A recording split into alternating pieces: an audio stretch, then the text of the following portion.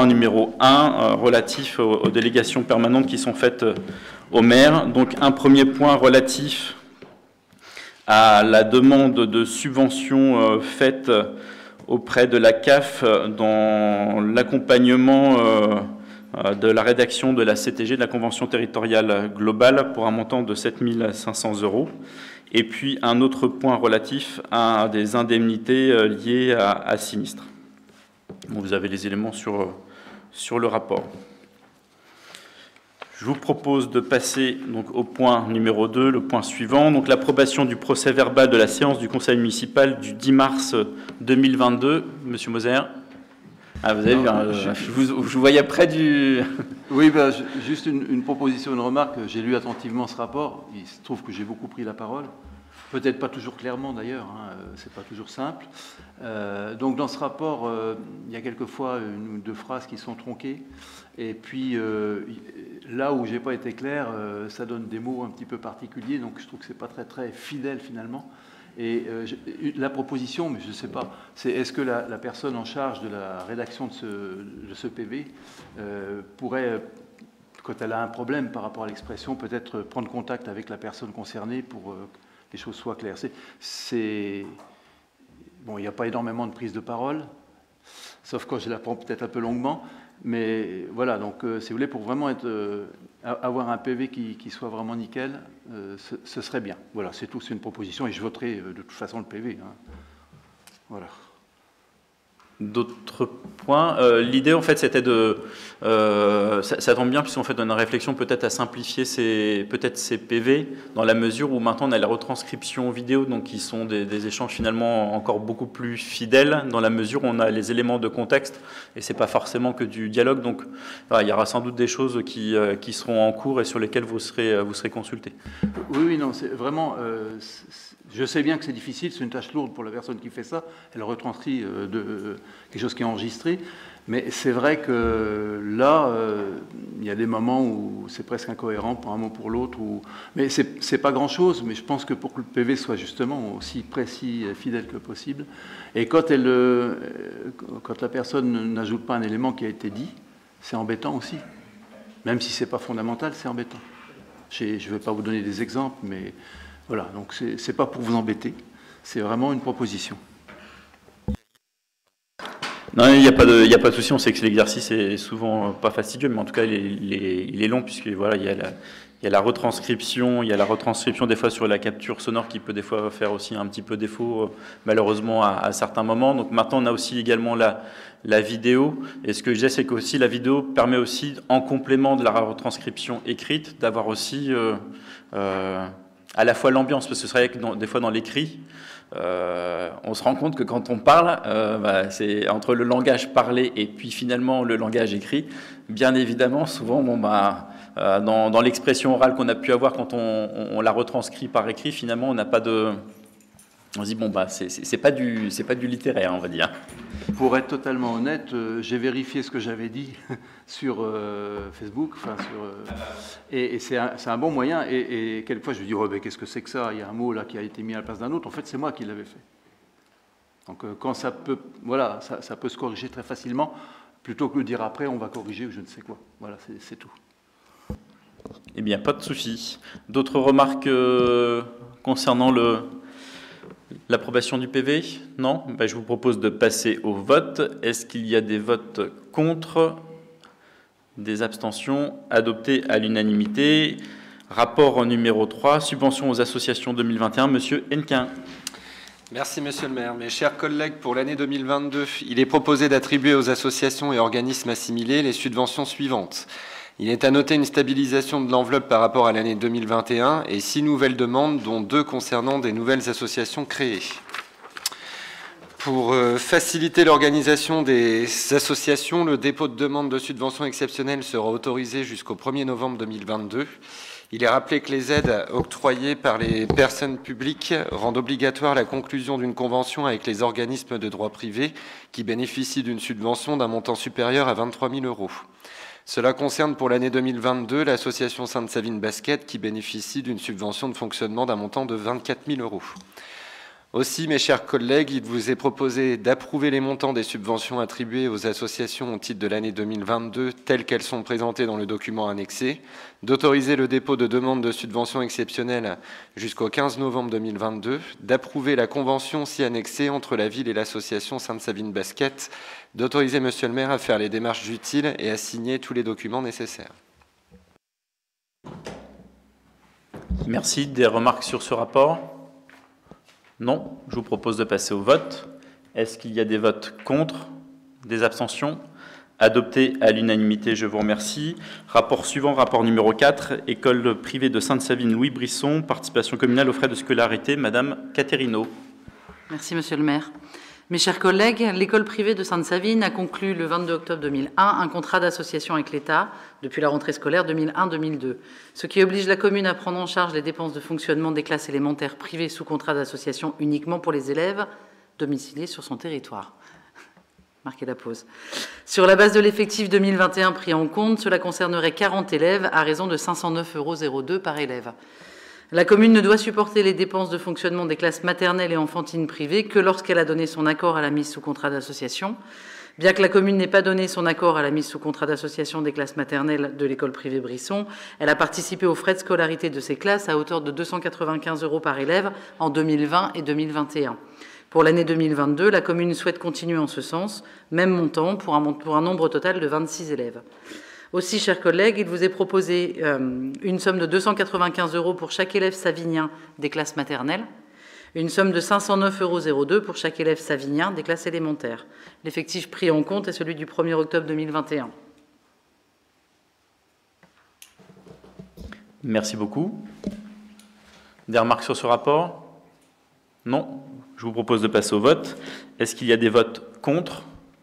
Des abstentions? Adopté à l'unanimité, je vous remercie.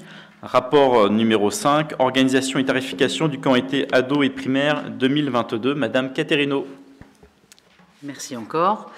Mes chers collègues, il est envisagé d'organiser un séjour du 25 au 29 juillet 2022 à destination des enfants et ados au centre de la Ligue de l'enseignement, donc les Jonquilles, qui se situe à Xonrupt-Longemer dans les Vosges.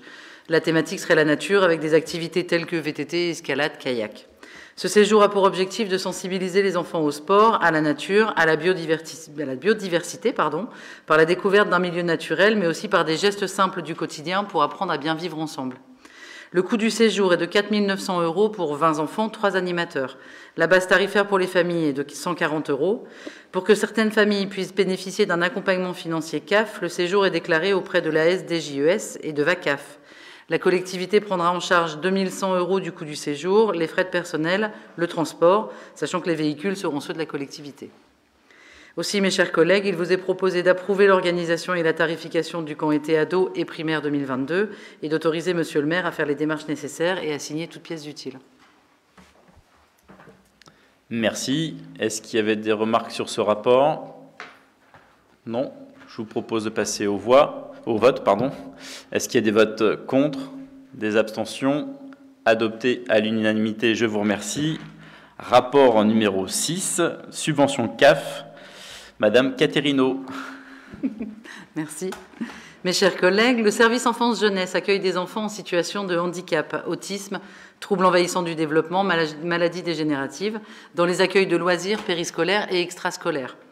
Pour adapter les conditions d'accueil et répondre à leurs besoins spécifiques, les structures ont besoin de personnel supplémentaire. Pour couvrir ces besoins spécifiques, la ville peut faire appel à des AESH, accompagnant des élèves en situation de handicap, scolaire ou à des animateurs. Après étude, le besoin annuel pour l'ensemble des accueils de loisirs correspond à environ 2,1 équivalents temps plein. La Caisse d'allocation familiale, par le biais du Fonds public et territoire, permet le financement de ces dépenses prévisionnelles de personnel. Pour l'année 2022, le montant de l'aide sollicitée s'élève donc à 55 776 €. Aussi, mes chers collègues, il vous est proposé de bien vouloir valider la demande de cette subvention, autoriser Monsieur le maire à faire les démarches nécessaires, à signer toutes pièces utiles. Merci. Des commentaires sur ce rapport? Non. Je vous propose de passer au vote. Est-ce qu'il y a des votes contre? Des abstentions? Adopté à l'unanimité, je vous remercie. Rapport suivant, rapport numéro 7, cimetière, vacations funéraires, Monsieur Huard. Merci Monsieur le maire, mes chers collègues. Le conseil municipal est compétent pour fixer les tarifs des services publics municipaux. Il convient d'actualiser les tarifs concernant le cimetière communal. Il est proposé de maintenir les tarifs des droits d'inhumation provisoires à 1 € du 1er au 50e jour par corps et par jour, 2 € au-delà du 50e jour par corps et par jour. Il est proposé d'harmoniser les tarifs des concessions du cimetière communal sur ceux du cimetière intercommunal, comme suit. Alors, en concession ordinaire, donc temporaire, donc 2020-2021, l'ancien tarif était à 118,60, on passe à 122. En trentenaire, 328,70 qui passerait à 338. En cinquantenaire, 674 qui passerait à 692. En cinéraire, donc 2020-2021, temporaire 15 ans, 59,30 qui passerait à 61 €, en trentenaire 164,35 qui passerait à 169 et en cinquantenaire 340 qui passerait à 349 €. Pour les cavurnes, il vous est proposé de ne pas les augmenter en maintenant le tarif comme suit. Donc temporaire 15 ans 225 €, trentenaire 450 €, cinquantenaire 750 €. Vacations funéraires, pour mémoire, 2 évolutions majeures sont intervenues par la loi numéro 2008-1350 du 19 décembre 2008, publiée au journal officiel du 20 décembre 2008, portant réforme des vacations funéraires. Seules les opérations suivantes font désormais l'objet d'une surveillance par les services de la police nationale qui perçoivent l'intégralité des vacations. Donc en premier, opération de mise en bière sans présence de la famille. En deuxième, opération de crémation du corps d'une personne décédée. Il est proposé de maintenir l'encadrement du taux unitaire des vacations funéraires à 20 €. Redevance pour la dispersion des cendres des défunts. Pour notre commune de plus de 2000 habitants, il est obligatoire de disposer d'au moins un site cinéraire consacré à l'accueil des cendres des personnes décédées, ayant choisi d'avoir recours à une crémation. Pour les familles qui optent pour cette solution, l'acte de dispersion des cendres est de 30 €. Il vous est proposé de ne pas augmenter ce tarif. Aussi, mes chers collègues, il vous est proposé de procéder à l'actualisation des tarifs des services du cimetière municipal, de préciser que les dispositions énoncées sont applicables à partir du 1er mai 2022. Merci. Est-ce qu'il y avait des remarques sur ce rapport? Non. Je vous propose de passer au vote. Est-ce qu'il y a des votes contre? Des abstentions? Adopté à l'unanimité, je vous remercie. Rapport numéro 8, modification du règlement intérieur du fonctionnement du conseil municipal, Monsieur Bernier. Merci Monsieur le maire. Les derniers mouvements au sein du conseil municipal nécessitent d'ajuster le règlement intérieur adopté le 18 novembre 2020 sur les points suivants. Donc le premier concerne la composition des commissions municipales qui passe à 13 membres pour chacune des commissions. Le deuxième point, il concerne le droit d'expression des conseillers n'appartenant pas à la majorité. Il est rappelé qu'il s'agit d'un droit individuel. Des suites des derniers mouvements au sein du conseil municipal, l'équité n'est plus garantie entre les élus n'appartenant pas à la majorité qui s'expriment à plusieurs. Il est nécessaire de réviser ces règles, de les rendre plus simples, plus claires et d'en profiter pour donner plus d'espace d'expression aux élus. À ce jour, lorsque 3 élus n'appartenant pas à la majorité s'expriment, ils bénéficient de 1100 caractères, espace compris. Désormais, ils bénéficieront de 1400 caractères, espace compris. Un minimum de 900 caractères est garanti pour l'expression d'un élu. Une bonification de 250 caractères par élu pour les expressions conjointes et dans la limite de 1400 caractères par expression conjointe ou par groupe politique. Pour tenir compte des contraintes techniques du journal municipal de 28 pages, déduction faite des pages pratiques et neutres, 2 pages maximum seront réservées à l'expression des élus. Enfin, le troisième point concerne la constitution des groupes politiques. Bien qu'il ne soit pas obligatoire pour les conseils municipaux de communes de moins de 100 000 habitants, il vous est proposé d'autoriser les élus qui le souhaiteraient à se structurer en groupes politiques. Il est proposé au conseil municipal d'adopter le règlement intérieur tel que joint en annexe et dans les conditions exposées. Merci. Monsieur Moser. Vous vous doutiez que j'allais réagir à cette proposition. Alors, en ce qui concerne la notion d'équité, je l'entends bien par rapport au groupe de Madame Zelst. Moi, l'équité, je la verrais plutôt dans laisser à 1600 caractères le nombre de caractères pour s'exprimer dans un groupe de 3, puisque vous considérez qu'on n'est plus qu'un groupe de 3, Et pour l'équité, permettre à Madame Zels de pouvoir s'exprimer sur 1600 caractères aussi, et puis permettre effectivement aux conseillers de pouvoir s'exprimer sur 900 caractères lorsqu'ils sont individuels. Ça me semblerait être plutôt une ouverture, ça correspond à la démocratie dont vous parlez souvent. Ça permet aussi, vous savez, s'exprimer déjà sur 1600 caractères, je vous assure que ce n'est pas évident. On est obligé vraiment, surtout bon, le bulletin c'est 4 fois par an. 4 fois par an, ça fait 4 fois un texte de 1600 caractères par an. C'est quand même pas beaucoup. Et donc voilà, moi je préférerais, par rapport à la proposition, c'est-à-dire de réduire, je préférerais qu'au contraire, cette équité, on l'assure d'une manière plus ouverte.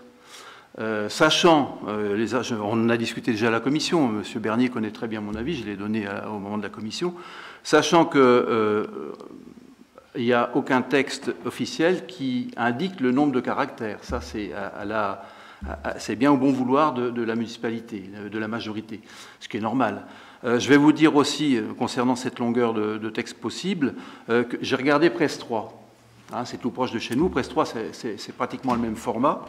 Presse 3, c'est 2364 caractères pour un groupe de 3 sur 49 élus. Donc eux, ils ont 2364 caractères alors qu'ils sont dans la même configuration que nous. Et ceci chaque mois, puisque le bulletin troyen sort chaque mois. Donc je trouve que 3 serait plus démocratique, ce qui est quand même quelque chose d'assez intéressant à constater par rapport à ce que propose Sainte-Savine. Quant à la jurisprudence dont il a été question lors de la commission, ce qui concerne la jurisprudence ne concerne pas la longueur ou la superficie ou le nombre de caractères qu'on attribue à chaque groupe ou à chaque conseiller. Elle porte surtout sur qui a droit de s'exprimer, et il n'y a pas de normes. Donc voilà, moi je trouve que ce serait plus acceptable, beaucoup plus acceptable, de rétablir l'équité de cette manière-là, plutôt que de réduire. Quant à la mise en page, le Presse 3 fait en moyenne 32 pages, sauf quelquefois 40 pages au mois de janvier. Et ce que je voudrais dire aussi, c'est que déjà l'expression, je sais pas, regardez, l'expression pour 2 groupes et un individu, ou un individuel, pardon, sur le savinien de cette saison, tient largement sur la page. Or, je constate que dans le règlement intérieur, on peut aller jusqu'à 2 pages. Donc ça n'empêcherait pas plusieurs personnes de s'exprimer. Je trouve que positivement, ce serait vraiment quelque chose qui aurait beaucoup plus de sens pour moi.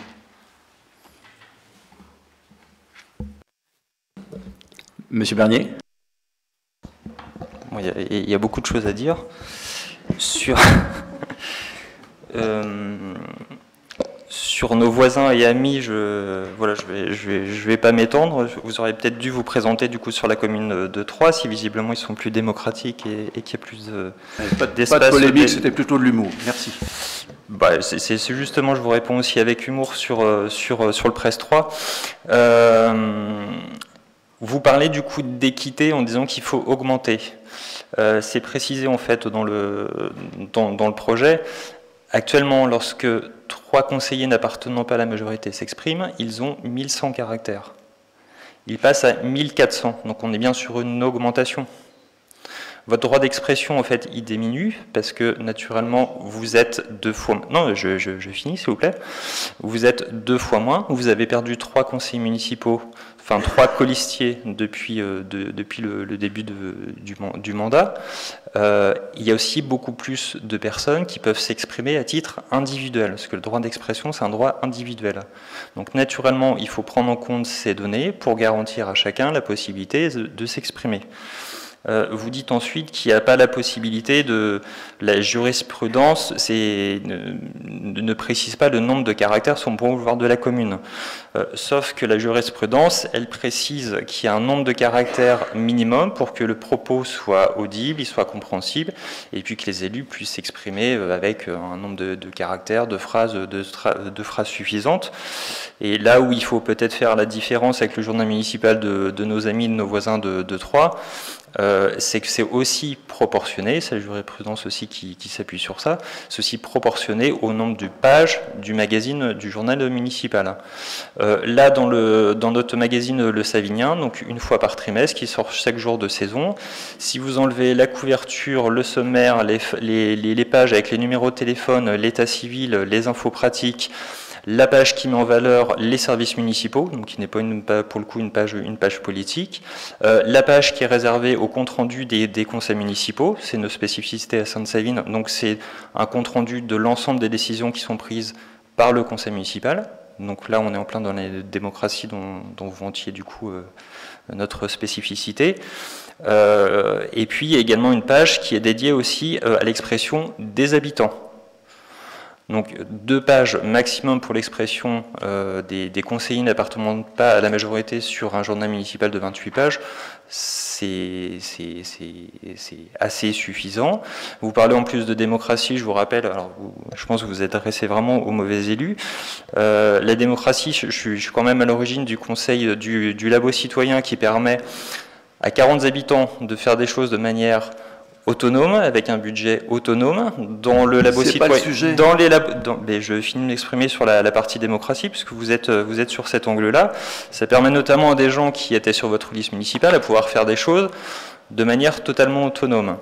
Les conseils municipaux sont retransmis en vidéo, ça vous permet de vous exprimer là, vous êtes en train de le faire là, de retranscrire de manière très précise vos propos publiquement sans les modérer, de manière très fidèle.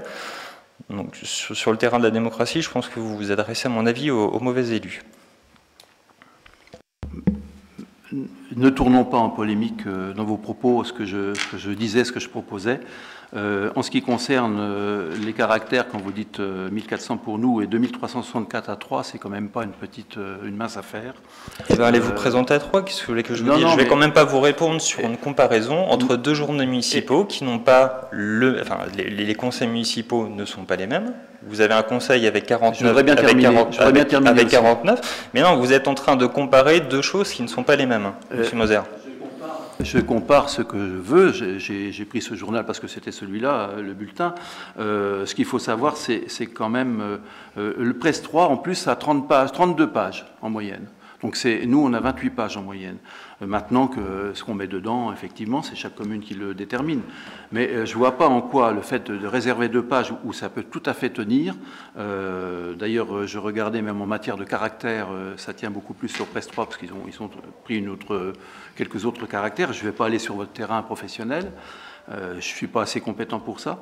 Mais voilà, quoi. Je veux dire, moi, je pense que ce serait beaucoup plus ouvert de donner plus de place, effectivement, à tout le monde. Et c'est tout à fait possible. Sur 2 pages, c'est tout à fait possible. Là, il y a vraiment, d'un seul coup, un règlement qui arrive comme ça, qui n'est pas satisfaisant du point de vue de l'expression écrite des gens en dehors de la majorité. Alors, juste une dernière chose pour pas passer la soirée du coup sur cette modification. En commission, vous avez mis un avis, je vous ai écouté, on vous a entendu et on a modifié les choses. Et je persiste et signe, et c'est vraiment factuel, c'est mathématique. 3 personnes qui s'exprimaient auparavant, actuellement, donc 1100 caractères. Avec ce nouveau règlement, c'est 1400 caractères. Donc vous avez plus d'expressions qu'auparavant. C'est bien une progression et une augmentation. Oui, enfin c'est bête, mais c'est mathématique. Donc c'est-à-dire que ça permet en fait, effectivement, vous avez effectivement, ça veut dire que vous avez certes moins de caractères, mais ça laisse plus aussi de place à ceux qui finalement représentent à peu près la même proportion d'élus. C'est-à-dire l'idée c'est de pouvoir équilibrer puisque de fait les groupes représentant 3 élus ont plus de caractères. Si on appliquait stricto sensu... les 1600 Pardon? Oui, mais je suis tout à fait d'accord pour que le groupe qui a 3 élus aussi, le deuxième groupe qui a 3 élus... Il peut en avoir 2000 ou 4000, et puis on peut limite réserver le magazine municipal à l'expression poétique. Hein. Non. Elle fera le financer par contre. J'ai retenu votre proposition, monsieur le maire. Je suis tout à fait d'accord. C'est la première fois qu'on nous le fait. J'accepte 100%. Bah, je vous laisse participer et d'effectuer la contribution financière. Si je peux me permettre, juste c'est des débats qui arrivent à chaque nouvelle équipe. Et juste essayer de respecter au mieux l'opposition. Moi, je suis au siège depuis longtemps ici, donc je sais ce qui se passe sur les caractères, l'expression de l'opposition. Quand l'opposition arrive à s'exprimer le plus clairement possible, c'est quand même l'idéal pour l'ensemble de la population. Merci. Bah, c'est tout à fait l'état d'esprit de la lettre, hein, puisque finalement, vous avez il y a plus mais ça, je ne le redis pas, ouais. je suis d'accord pour ça, pour l'équilibrage par rapport au deuxième groupe. Hein. C'est normal, l'équité, je ne la renie pas, c'est vrai, compte tenu du changement de situation en cours de route. Mais pour la place, je reviens quand même sur la nécessité d'avoir de la place pour s'exprimer, surtout que c'est 4 fois par an, etc. Il faut quand même prendre ça en compte. L'histoire de la mise en page, etc. Qu'est-ce qui va nous rester pour le reste sur 32 pages ou 30 pages la deuxième page pourrait, à l'occasion, être utilisée. Mais 1600 caractères, ça tient 3 fois dans une page. Déjà, quand on voit comment c'est mis en page, ça peut être mieux. Et puis, sur Presse 3, c'est pas 2 pages non plus. Pourtant, il y a plus de caractères. C'est pas parce qu'il se trouve que c'est Presse 3, mais ça aurait pu être une autre commune. Donc, j'aimerais bien que vous entendiez un petit peu ça du point de vue de l'esprit, plutôt que du point de vue de la lettre, ou de la loi, ou de je ne sais quoi. Voilà, bon, j'arrête là. C'était une proposition. Maintenant, il est évident que je vais voter pour la proposition. Contre la vôtre. Je vais voter contre cette délibération. Ben c'est votre choix, voilà. S'il n'y a pas d'autres interventions... Ah, si, pardon. Oui, merci, monsieur le maire. Donc, moi, c'était juste... Rapproche, peut-être, pardon. On va rapprocher le micro. Oui, merci, monsieur le maire.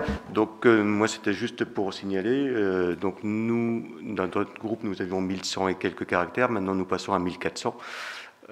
Nous avions déjà suffisamment avec 1100 pour pouvoir nous exprimer. 1400, on aura beaucoup plus de choses à dire. Donc, nous sommes satisfaits de cette proposition. Merci. Merci.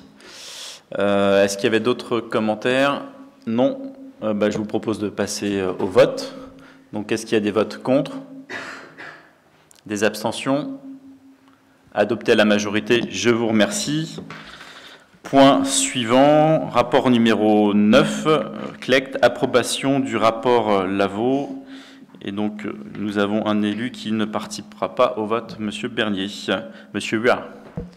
Merci, monsieur le maire, mes chers collègues.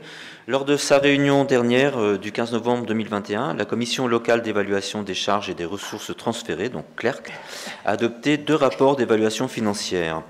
Le premier concerne le transfert par la commune de Sainte-Maure à la communauté d'agglomération de Troyes-Champagne Métropole de la subvention communale du club de handball féminin Troyes Sainte-Maure Handball qui évolue en championnat national.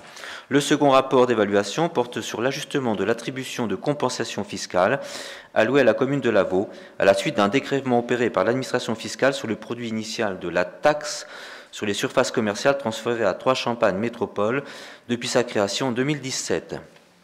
Il entraîne la réduction annuelle de 24 481 € sur les attributions de compensation fiscale allouées à la commune de Lavaux de 2017 à 2021. Le conseil municipal des communes membres de Troyes-Champagne Métropole doit se prononcer sur ces 2 rapports d'évaluation. Aussi, mes chers collègues, il vous est proposé d'approuver ou de ne pas approuver le rapport d'évaluation de la commission locale d'évaluation des charges et des ressources transférées concernant le transfert à la communauté d'agglomération de Troyes-Champagne Métropole de la subvention allouée par la commune de Sainte-Maure au club de handball féminin de Troyes-Sainte-Maure qui évolue en championnat national, d'approuver ou de ne pas approuver le rapport d'évaluation de la commission locale d'évaluation des charges et des ressources transférées concernant la réduction annuelle de 24 481 € à opérer sur les attributions de compensation fiscale allouée à la commune de Lavaux de 2017 à 2021. Merci. Est-ce qu'il y avait des remarques sur ce rapport? Non. Je vous propose de passer au vote. Donc, est-ce qu'il y avait des votes contre? Des abstentions? Adopté à l'unanimité. Rapport suivant, rapport numéro 10, modification du régime de révision libre des attributions de compensation. Monsieur Huard et Monsieur Bernier ne prendra pas part au vote également. Merci, monsieur le maire. mes chers collègues, selon les dispositions du Code général des impôts fixant les modalités d'évaluation du transfert d'un équipement communal à une intercommunalité, la commission locale d'évaluation a déterminé pour chaque zone communale d'activité économique transférée à Trois-Champagnes Métropole, premièrement son coût annuel de fonctionnement, deuxièmement son coût annualisé de renouvellement qui correspond à un amortissement des biens transférés sur une durée de 30 ans. Ces deux éléments d'évaluation constituent le coût annuel du transfert de l'équipement qui vient normalement en déduction de l'attribution de compensation versée à la commune concernée par ce transfert. Mais à la demande des communes, la commission d'évaluation a préconisé un régime particulier d'ajustement des attributions de compensation afin de moduler l'incidence financière sur les budgets communaux du coût annualisé de renouvellement des équipements transférés, attendu que la plupart des zones d'activités économiques transférées étaient de construction récente et en bon état d'entretien. Des modalités de révision libre des attributions de compensation ont été approuvées par le Conseil de communauté le 21 décembre 2017. Dans son rapport d'observation définitive sur la gestion de Trois-Champagnes Métropole en cours des exercices 2017 et suivants, la Chambre régionale des comptes Grand Est a partiellement remis en cause le régime spécifique d'évaluation du transfert des zones d'activité économique. Sans contester le recours à une révision libre des attributions de compensation, la Chambre régionale des comptes a formulé un rappel de droit précisant que le montant des attributions de compensation n'est ni indexé ni évolutif dans le temps. Deux modifications au régime initial de révision libre des attributions de compensation instaurées dans le cadre du transfert obligatoire des zones d'activités économiques sont proposées. Première modification, l'indexation du coût initial de renouvellement de chaque zone d'activités économiques pendant la période précédant leur réhabilitation par Trois-Champagnes Métropole est supprimée. Deuxième modification, la référence au coût réel de réhabilitation de l'équipement transféré est supprimée. Le coût annualisé de renouvellement de l'équipement correspond à son coût de renouvellement initialement évalué par la commission locale d'évaluation. La commission a proposé de maintenir les dispositions suivantes. Le coût annuel de fonctionnement de l'équipement reste identique à l'évaluation effectuée par la commission locale d'évaluation en 2017. Le coût annualisé de renouvellement des équipements transférés reste calculé sur une durée d'utilisation de 30 années. Le coût annualisé de renouvellement des équipements transférés n'est déduit de l'attribution de compensation versée à la commune par Trois-Champagnes Métropole que l'année suivant la réalisation des travaux de réhabilitation entrepris dans la zone d'activités économiques. La commune ayant transféré en 2018 à Trois-Champagnes Métropole une zone d'activités économiques, elle est invitée à se prononcer sur ce régime modifié de révision libre de l'attribution de compensation versée à la commune. Aussi, mes chers collègues, il vous est proposé d'approuver, de ne pas approuver le régime modifié de révision libre des attributions de compensation tel que défini dans la délibération du Conseil de communauté de Trois-Champagnes Métropole du 17 décembre 2021 et instauré dans le cadre du transfert obligatoire des zones communales d'activité économique à Trois-Champagnes Métropole. Pardon, merci Gérald. Des remarques sur ce rapport? Non. Je vous propose de passer au vote. Donc, est-ce qu'il y a des votes contre? Des abstentions? Adopté à l'unanimité, je vous remercie. Rapport numéro 11, budget principal, approbation du compte de gestion du comptable du Trésor. Madame Gultequin. Merci, Monsieur le maire. Mes chers collègues, après présentation du budget primitif et les décisions modificatives de l'exercice 2021, les titres définitifs des créances à recouvrer, le détail des dépenses effectuées et celui des mandats délivrés, les bordereaux de titres de recettes, les bordereaux de mandats, le compte de gestion dressé par le comptable du Trésor accompagné des états de développement, des comptes de tiers, ainsi que l'état de l'actif, l'état du passif, l'état des restes à recouvrer et l'état des restes à payer. Après s'être assuré que le comptable du Trésor a repris dans ses écritures le montant de chacun des soldes figurant au bilan de l'exercice 2020, celui de tous les titres de recettes émis et celui de tous les mandats de paiement ordonnancés, et qu'il a procédé à toutes les opérations d'ordre qui lui a été prescrit de passer dans ses écritures, statuant sur l'ensemble des opérations effectuées du 1er janvier 2021 au 31 décembre 2021, statuant sur l'exécution du budget de l'exercice 2021 en ce qui concerne les différentes sections budgétaires, statuant sur la comptabilité des valeurs inactives, déclare que le compte de gestion dressé pour l'exercice 2021 par le comptable du Trésor, visé et certifié conforme par l'ordonnateur, n'appelle ni observation ni réserve de sa part.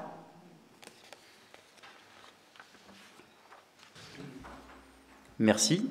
Des remarques sur ce rapport? Non? Je vous propose de passer au vote. Est-ce qu'il y a des votes contre? Le micro de Jenny. Pardon. Est-ce qu'il y a des votes contre? Des abstentions? Adopté à l'unanimité. Rapport numéro 12, budget principal, vote du compte administratif 2021. Je laisse la présidence à Madame Chaudet.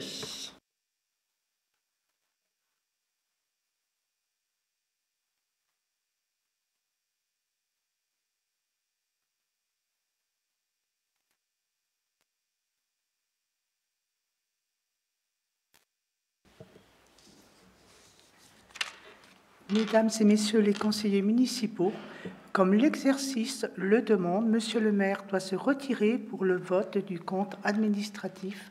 Je laisse la parole à Madame Gultequin. Merci Madame Chaudet. Le budget 2021 est marqué par une reprise de fonctionnement des services municipaux quasi normale, mais il reste également impacté par la crise sanitaire. En section de fonctionnement, les dépenses se sont élevées à 9 894 265,17 €.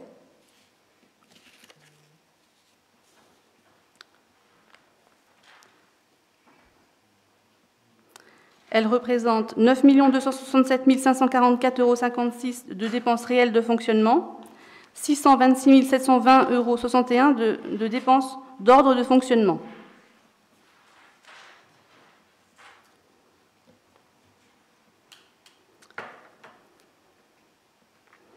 Les dépenses réelles de fonctionnement comprennent 2 368 064,12 € de charges à caractère général, 6 053 567,05 € de charges de personnel et frais assimilés, 767 610,25 € d'autres charges de gestion courante.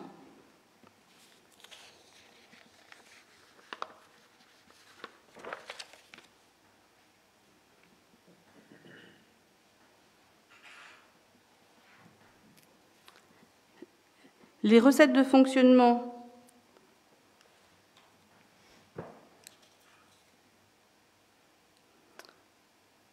ont représenté 11 360 113,61 €. Elles comprennent les recettes réelles de fonctionnement pour 11 286,762,52 €. Les recettes d'ordre de fonctionnement pour 73 351,09 €.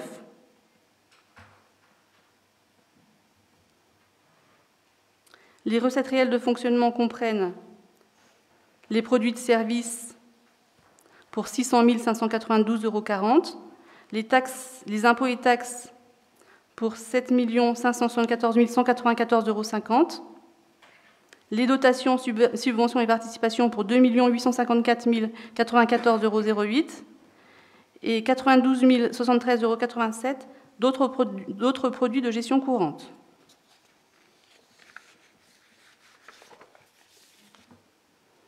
Le résultat de fonctionnement de l'exercice s'élève à 1 465 848,44 €. Compte tenu du résultat antérieur de 2 325 644,63 €, le résultat de la section de fonctionnement à la clôture de l'exercice 2021 s'élève donc à 3 791 693,07 €. En section d'investissement,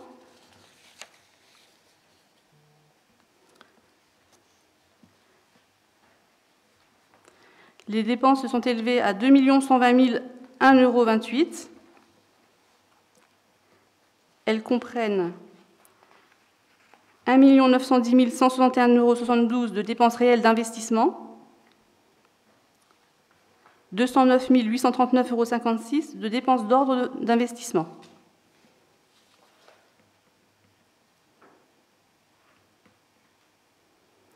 Les dépenses réelles d'investissement comprennent les dépenses d'équipement pour 1 519 402,14 €, les dépenses financières pour 390 759,58 €. Le résultat 2021 de la section d'investissement s'élève à 652 880,52 €. Compte tenu du résultat antérieur de 2 536 792,41 €, le résultat de la section d'investissement à la clôture de l'exercice s'élève à 3 189 672,93 €. Le résultat global de l'exercice 2021 s'élève à 6 981 366 €. Compte tenu des restes à réaliser, le résultat de l'exercice s'élève à 5 745 620 €.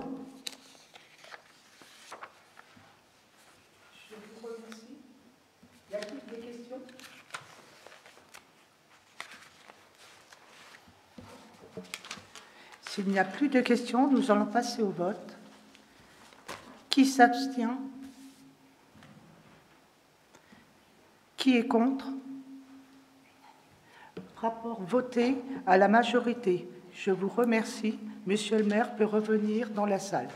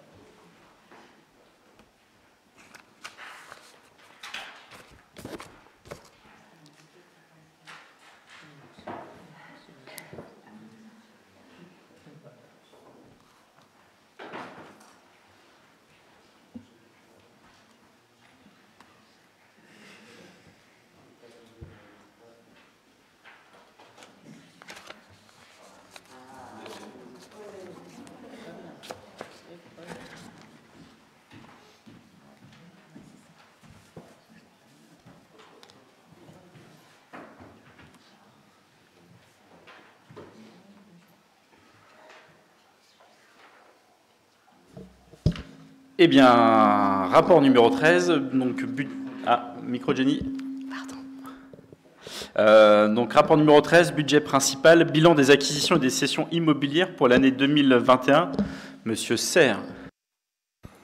Merci Monsieur le maire. Les tableaux ci-dessous retracent les états des acquisitions et des cessions effectuées au cours de l'année 2021 par la ville. Donc aucune acquisition a été faite, une cession a été réalisée. Donc une parcelle de terrain, la Croix de la Bigne, la référence cadastrale AM 119 et AM 236, l'expropriation, identité du cédant, c'est la ville de Sainte-Savine, identité du cessionnaire SCI YG Savipol, et ça pour un montant de 13 115,50 €.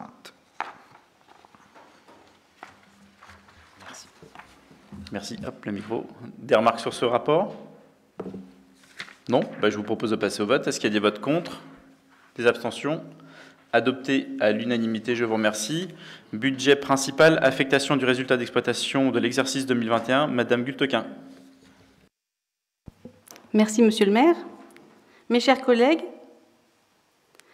après avoir entendu le compte administratif de l'exercice 2021, statuant sur l'affectation du résultat de fonctionnement de l'exercice 2021, le compte administratif présente un excédent de fonctionnement de 3 791 693,07 €.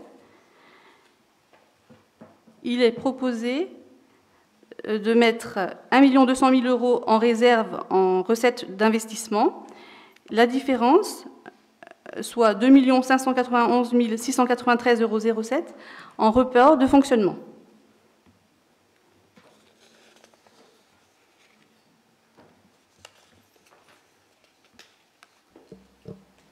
Le micro, pardon.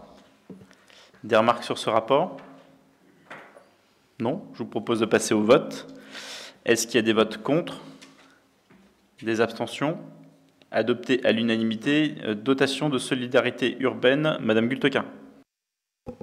Merci, Monsieur le maire. Mes chers collègues, la commune de Sainte-Savine a perçu 290 334 € au cours de l'exercice 2021 au titre de la dotation de droit commun. Ces crédits sont affectés à la mise en œuvre d'actions d'amélioration du cadre de vie des habitants, d'insertion sociale et professionnelle des populations en difficulté et d'actions éducatives et de prévention. Les dépenses 2021 exigibles à la DSU sont L'amélioration du cadre de vie des Saviniens, l'aménagement urbain, les travaux dans les équipements sportifs, les bâtiments scolaires, à hauteur de 959 164 €. Des actions sociales via le CAS et une subvention municipale de 350 000 € pour les actions de cohésion, l'épicerie sociale, les repas des seniors, les colis de Noël, les aides financières, les bourses municipales, mais aussi de l'aide au tissu associatif pour 125 500 €. Le coût des actions réalisées pour satisfaire aux besoins liés à la petite enfance, à la jeunesse et à la famille, accueil de loisirs, multi-accueil, famille, seniors, s'élève à 2 30 395 €. La dotation de solidarité urbaine a été prioritairement affectée au secteur enfance, jeunesse, famille.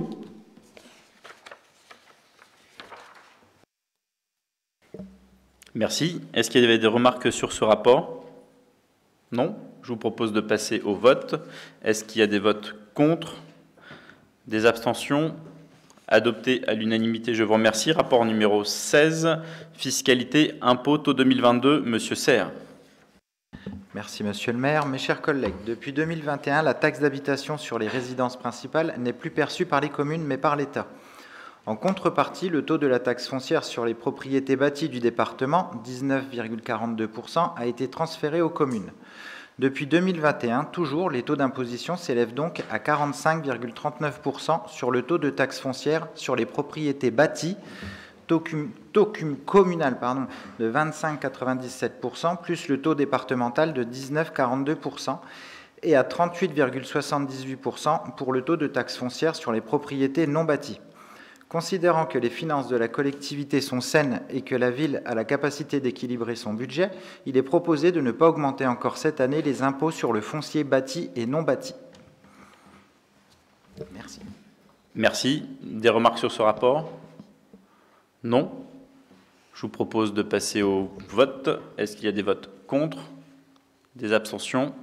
Adopté à l'unanimité. Rapport suivant, rapport numéro 17, budget principal exercice 2022, provision pour risques et charges, constitution de provision, Monsieur Serre. Merci Monsieur le maire. Mes chers collègues, une provision ou réserve budgétaire doit être constituée pour couvrir et anticiper tout risque de contentieux qui engagerait la ville. Cela concerne aussi bien les créances irrécouvrables que des risques de contentieux juridiques de diverses natures. Pour 2022, il est proposé de reprendre une provision pour risque votée le 9 avril 2021 à hauteur de 10 000 €, de constituer une provision pour risque à hauteur de 22 000 € suite à des recours contentieux, de constituer une provision pour dépréciation des actifs circulants à hauteur de 10 000 €. Merci. Merci. Est-ce qu'il y avait des remarques sur ce rapport? Non. Je vous propose de passer aux voix. Est-ce qu'il y a des votes contre? Des abstentions? Adopté à l'unanimité. Rapport numéro 18, budget principal, vote du budget primitif 2022. Madame Gultequin. Merci, Monsieur le maire. Le budget primitif que nous allons présenter est le reflet de nos orientations budgétaires présentées lors du dernier Conseil. Nous rappellerons les enjeux et les caractéristiques du budget primitif 2022. Nous reprendrons ensuite les éléments à retenir du budget primitif en termes de dépenses et de recettes pour la section de fonctionnement d'abord, puis la section d'investissement. Au fil de la présentation, mes collègues et moi-même interviendrons à tour de rôle pour détailler le budget de nos domaines. Un budget est un acte juridique qui prévoit et autorise les recettes et les dépenses. Le budget se structure d'une section de fonctionnement et d'une section d'investissement. Il est voté par chapitre. Les enjeux et les caractéristiques du budget 2022. La préparation budgétaire 2022 a tenu compte des indicateurs macroéconomiques incertains, dette publique, inflation, augmentation des coûts de l'énergie, des matières premières. Le contexte économique général, présent et à venir, impacte l'action de la municipalité, sa dépense publique, la population locale et les acteurs du territoire. Plus que tout, les échéances électorales majeures des prochains jours et mois, présidentielles et législatives, rappellent que le paysage politique et fiscal n'est pas figé. Si les lois de finances impactent chaque année directement le budget des collectivités territoriales, dont les communes, et leur équilibre, à l'instar de la suppression de la taxe d'habitation, de la baisse des dotations publiques, du plan de relance, il n'est pas à exclure qu'à l'issue des prochaines échéances électorales de premier plan, le champ d'action des collectivités territoriales et leurs ressources puissent être reconsidérés à court ou moyen terme. Sur le volet social, la ville poursuivra en 2022 ses actions de proximité pour tenir compte des liens sociaux fragilisés, parfois fracturés au terme de 2 années chahutées par la crise sanitaire. Les actions municipales pourront prendre diverses formes pour favoriser la cohésion et venir en aide à la population la plus fragile. Le contexte sanitaire, économique et social, aux perspectives d'évolution encore incertaines à ce jour, nous rappelle qu'il est indispensable d'agir ensemble. Naturellement, les capacités financières de la collectivité et ses perspectives d'évolution et d'équilibre, conditionnées en partie par les politiques nationales qui peuvent évoluer en cours de mandat, et l'instabilité économique générale liée à la crise sanitaire seront intégrées et appréhendées avec pragmatisme avant tout engagement financier lourd. Le budget primitif 2022 se caractérise par la volonté de poursuivre l'application du projet de territoire 2020-2026, de tenir compte de l'analyse étayée et structurée présentée lors du rapport d'orientation budgétaire 2022 pour construire ce budget primitif, maintenir et adapter les actions d'aide, de cohésion et de protection de la population pour répondre aux enjeux sociaux et économiques locaux et tenir compte de l'impact de la crise sanitaire, anticiper la situation géopolitique européenne qui impacte déjà dès mars 2022 le coût et l'approvisionnement des matières premières et qui pourrait dégrader significativement la stabilité économique et sociale européenne et nationale, maintenir les taux de fiscalité sur le foncier bâti et non bâti identiques à ceux de 2021 et miser sur la bonne santé financière de la collectivité pour équilibrer le budget communal, miser sur une politique d'investissement volontaire pour assurer l'exécution des chantiers les plus urgents, plan école, maison d'Olto, mise aux normes des ERP, pont Paul Bert, voirie, vidéoprotection, outils de travail, etc. Maintenir le niveau et la qualité des services rendus à la population en les adaptant aux besoins du territoire. Miser sur de nouvelles méthodes fonctionnelles et organisationnelles et contenir les dépenses de fonctionnement, notamment les charges de personnel. Adapter les méthodes et les outils de travail pour garantir la bonne conduite des projets et des conditions de travail optimales et tendre vers de meilleurs taux d'exécution des prévisions budgétaires. Adapter les conditions de vie au travail, agents en charge de la cohésion, actions de santé, prévention et bien-être. Conduire toutes les études et réflexions préalables et travaux prioritaires, structurants ou dont l'urgence ne peut être reportée. Plan école, mise à niveau ou en sécurité des ERP, travaux de mise en norme obligatoires, etc. Séquencer et prioriser les projets d'investissement sur plusieurs années pour en supporter la charge financière. Poursuivre la réflexion amorcée dès 2021 autour des projets structurants, mutation de l'avenue Gallieni-Leclerc, médiathèque et devenir de l'ancienne piscine. Dresser un inventaire du patrimoine bâti et de la réserve foncière pour dresser un schéma directeur de rénovation, optimisation et mutation de la propriété communale, la cession en faisant partie. Concourir à toutes les opportunités de subvention et cofinancement dont les projets ou les actions pourront être éligibles auprès des pouvoirs publics. Agglomération de Troyes Champagne Métropole, Conseil départemental région, État et fonds européens. Chaque fois que possible. Ce pour participer aux besoins d'investissement, réduire le recours à l'emprunt, limiter le reste à charge et tendre ainsi vers une épargne nette la plus confortable possible. Cette année, les dépenses de fonctionnement sont estimées à 13 874 036 €, soit une augmentation de 4,1% par rapport à 2021. Elles augmentent principalement pour continuer de couvrir les dépenses liées à la crise sanitaire et tenir compte de la situation géopolitique qui bouleverse déjà le coût et l'approvisionnement des matières premières. L'augmentation des charges s'explique aussi par la stabilisation de la nouvelle organisation des services et des charges salariales nouvelles, mais aussi l'impact de certaines charges qui s'imposent aux collectivités, la revalorisation du SMIC, par exemple. La reprise normale des activités des services par rapport à l'année 2021, où elles étaient dégradées, services aux familles, écoles de musique, et la montée en puissance de la vie culturelle avec une offre plus étoffée ont un coût plus important pour la collectivité. Par ailleurs, il est économiquement plus raisonnable de confier certaines missions à des prestataires extérieurs lorsque le besoin est ponctuel, lorsque la charge de travail ne peut être supportée par les services. Il est donc nécessaire d'anticiper ce recours à la prestation extérieure. De même, l'accent sera mis sur la reprise de la formation professionnelle des agents et la mise en place du plan de formation de la commune. Les dépenses de fonctionnement comprennent les dépenses réelles de fonctionnement pour 10 215 936 €. Le total des dépenses de gestion courante est de 10 097 316 €. Elles comprennent les charges à caractère général pour 2 870 745 €, correspondant à 28% du total, les charges de personnel et frais assimilés pour 6 420 000 €, correspondant à 64% du total des autres charges de gestion courante, et les autres charges de gestion courante pour 803 571 €, correspondant à 8% du total.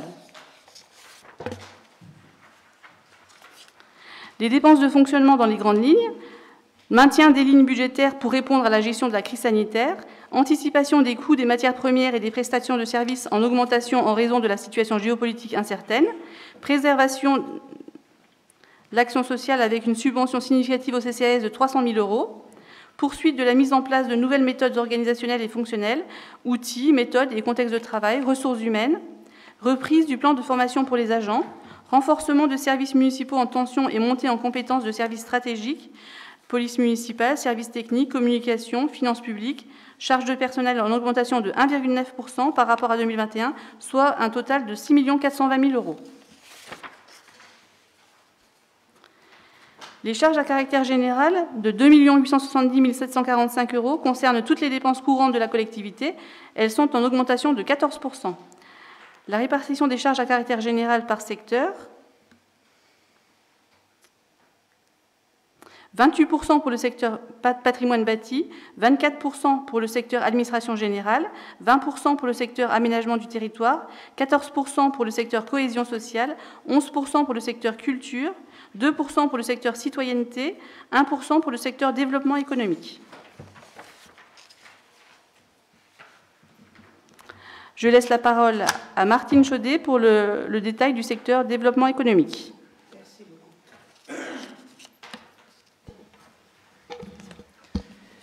Pour le secteur développement économique, nous avons une enveloppe globale de 39 200 €, soit une diminution de 23%. Elle se présente de la manière suivante.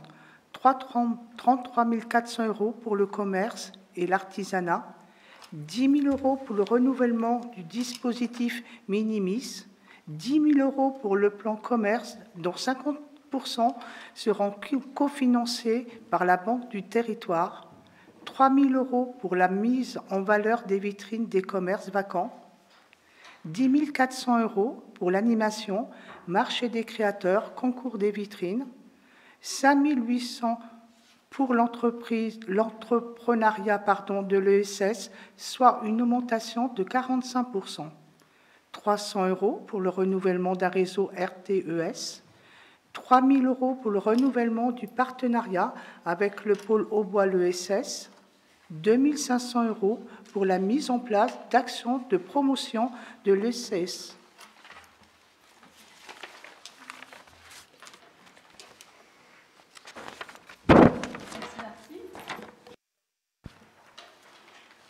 Je donne la parole à Romain Bernier pour le secteur citoyenneté. Merci. Alors pour le secteur citoyenneté, nous avons une enveloppe globale de 45 250 € en diminution de 4%. Donc elle se présente de la manière suivante: 21 450 € pour le protocole en diminution de 1%.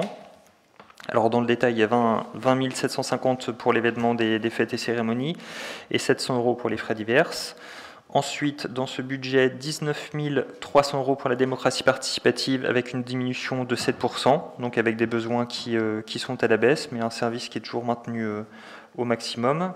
Donc 2 100 € pour la vie du CMJ et 17 200 € pour ce qui concerne l'organisation de la journée citoyenne, le renouvellement des adhésions à nos labels et le maintien de la plateforme participative. Et ensuite, dans ce budget, 4 500 € pour les élus. Ça concerne principalement les petits équipements et puis des frais divers. Et ce budget en diminution de 7% par rapport à l'année dernière.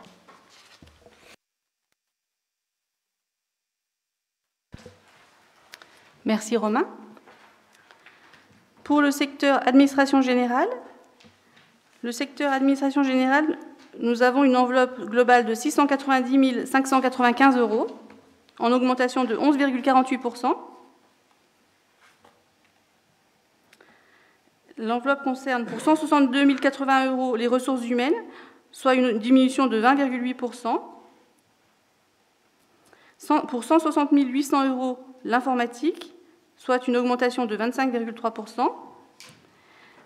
Pour 75 720 € la communication, soit une augmentation de 30,3%. Pour 106 540 € pour la direction générale, soit une augmentation de 51,2%. Pour 79 205 € le patrimoine immobilier, soit une diminution de 6,5%. Pour 46 100 € les finances, assurances, achats publics, soit une augmentation de 42,8%. Pour 27 700 € le guichet unique, le guichet d'accueil, en augmentation de 6,1%. Pour 1 750 € les élections, pour les élections, soit une augmentation de 34,6%. Pour 21 300 € la sécurité, en augmentation de 57,8%. Pour 3 300 € le cimetière, en augmentation de 6,4%. Pour 6 100 € l'état civil, en augmentation de 5,2%.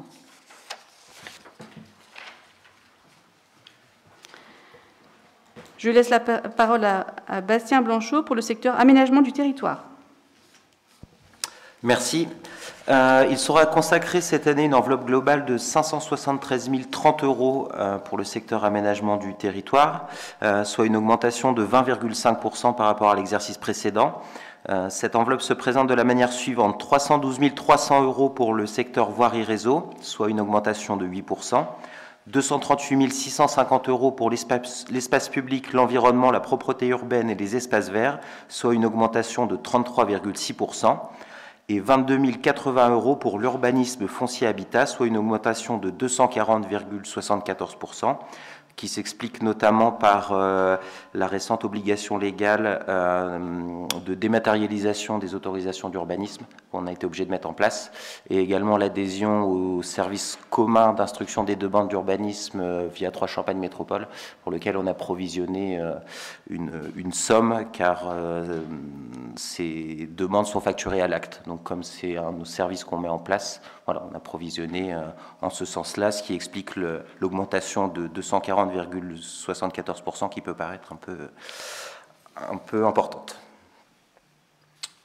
J'enchaîne sur le secteur patrimoine bâti, pour lequel nous avons décidé de consacrer une enveloppe globale de 810 110 €, soit une augmentation de 12,3% par rapport à l'exercice précédent, qui sera répartie de la manière suivante: 532 000 € pour le parc bâti régie technique, soit une augmentation de 11%, et une enveloppe de 270 110 € pour la cellule d'intervention, propreté et garage, soit une augmentation de 15%. Étant précisé que ces enveloppes tiennent compte notamment de la hausse potentielle du coût de l'énergie et des combustibles à laquelle nous devrions faire face. Voilà.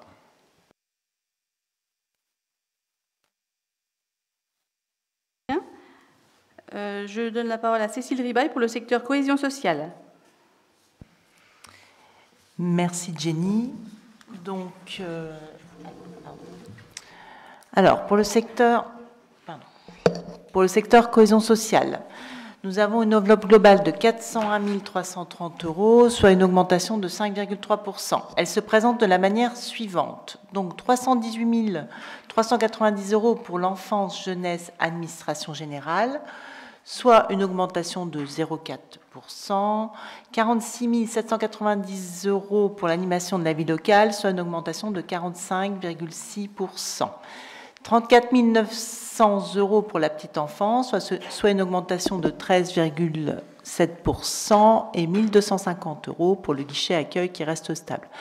Alors, pour l'animation de la vie locale, l'augmentation est due en fait surtout à une programmation de nouvelles animations, à une fréquence aussi plus importante des animations faites notamment par la Maison des Viennes, et puis à une redynamisation du service. Voilà. Merci Cécile. Nous passons au secteur culture. Je laisse la parole à Jean-Christophe Stoder. Merci, chers collègues. Pour le secteur culture, nous avons une enveloppe globale de 311 230 €, alors soit une augmentation de 41,3% très exactement. Alors, comme vous pouvez le voir sur le petit camembert, elle se présente de la manière suivante. 276 500 euros pour la programmation culturelle, soit une augmentation de 203%. Alors, à l'intérieur, on englobe le Festival des Arts de la Rue, les frais généraux, les actions culturelles, la programmation culturelle.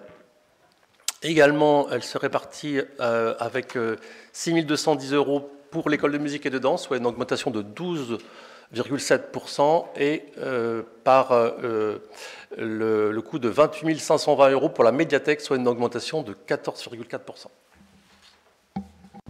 Merci Jean-Christophe. Je laisse la parole à Virgile Hennequin pour les autres charges de gestion courante. Merci Jenny. Pour les autres charges de gestion courante, nous avons une enveloppe globale de 803 571 euros, donc une diminution de 9%. Elle se présente de la manière suivante. 300 000 euros pour le CCAS, soit une diminution de 14,3%. 203 721 euros pour les subventions aux associations, dont les subventions aux écoles, soit une augmentation de 2%. Ces subventions ne comprennent pas les subventions exceptionnelles. 299 850 euros pour les diverses, droits d'utilisation de licences informatiques, le crédit de formation des élus, l'indemnisation et les retraites des élus, soit une diminution de 10%.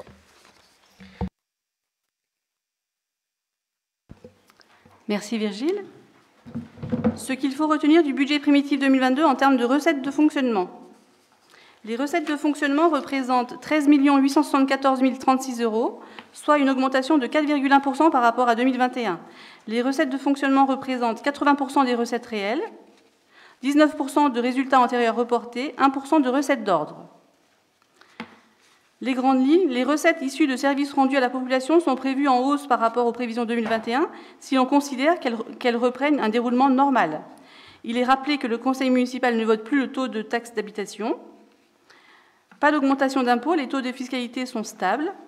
Les dotations de l'État, dotation globale de fonctionnement, dotation de solidarité urbaine, dotation nationale de péréquation sont estimées, les dotations définitives ne nous ayant pas encore été notifiées. Le résultat de fonctionnement à la clôture de l'exercice 2021 reporté est de 2 591 693 euros.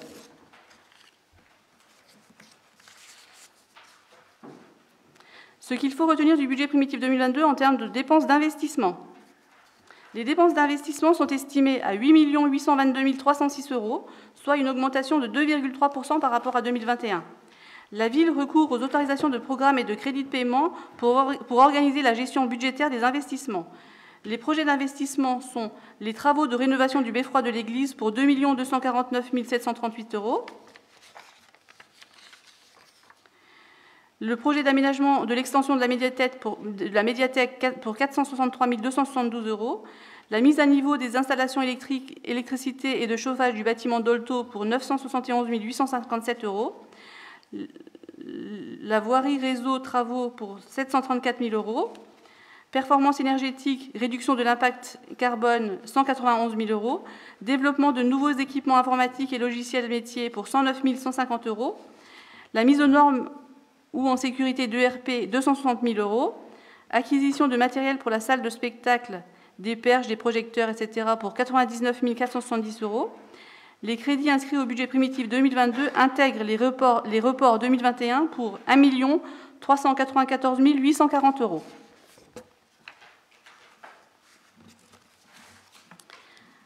La répartition des dépenses d'équipement par secteur, dont le total est de 6 040 651 euros, 1 069 000 pour l'aménagement du territoire, 3 591 000 pour les autorisations de programme et crédits de paiement, 775 000 euros pour le patrimoine bâti, 389 556 euros pour l'administration générale, 87 235 euros pour la cohésion sociale, 128 860 euros pour la culture.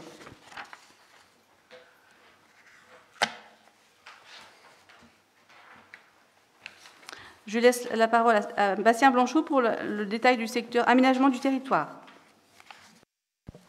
Merci Jenny. Le budget d'investissement pour le secteur aménagement du territoire est de 1 069 000 euros. 734 000 euros pour la voirie et les réseaux, J'en profite pour rappeler le démarrage cette semaine de 4 rues dans le secteur dit des Maréchaux et à venir la rénovation du chemin du Bois de Chanteloup et de la rue Sadi Carnot aussi, comme nous nous étions engagés, qui seront faits cette année. 110 000 € pour les études d'urbanisme, 100 000 € pour la performance énergétique des bâtiments, avec un remplacement des ouvrants qui était débuté l'année dernière, 35 000 € pour l'espace public, 85 000 € pour la transition écologique, avec notamment des actions entreprises au cimetière, où une vraie refonte du cimetière avec une végétalisation importante a été entamée et qui va se poursuivre, la mise en place aussi de nouvelles bornes électriques à destination des véhicules, et 5 000 € pour les moyens généraux. J'enchaîne avec le secteur patrimoine bâti, pour lequel nous désirons consacrer un budget de 775 000 €, avec 90 000 € pour les bâtiments scolaires, avec le plan école qui a été mis en place et un retour de notre assistant à maîtrise d'ouvrage qui devrait se faire au mois de juin. Donc 90 000 € pour débuter les premiers travaux suite à ce retour. 91 000 € pour la performance énergétique, 181 000 € pour les bâtiments et les services municipaux, 260 000 € pour la sécurité des bâtiments, 80 000 € pour les bâtiments sportifs, 10 000 € pour le bâtiment art déco, 53 000 € pour les investissements annuels et 10 000 € pour les moyens généraux. Merci Bastien. Nous passons au secteur administration générale. Le budget d'investissement pour le secteur administration générale est de 389 556 €, 170 656 € pour l'informatique, 56 500 € pour les ressources prévention, 9 000 € pour la communication, 70 405 € pour l'administration générale, 28 650 € pour la police. Nous passons au secteur cohésion sociale. Je laisse la parole à Cécile Ribaille. Merci Jenny.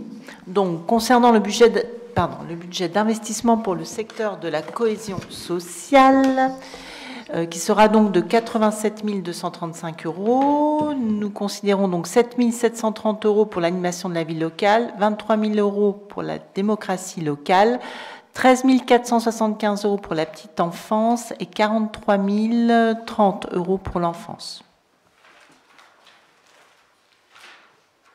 Merci Cécile.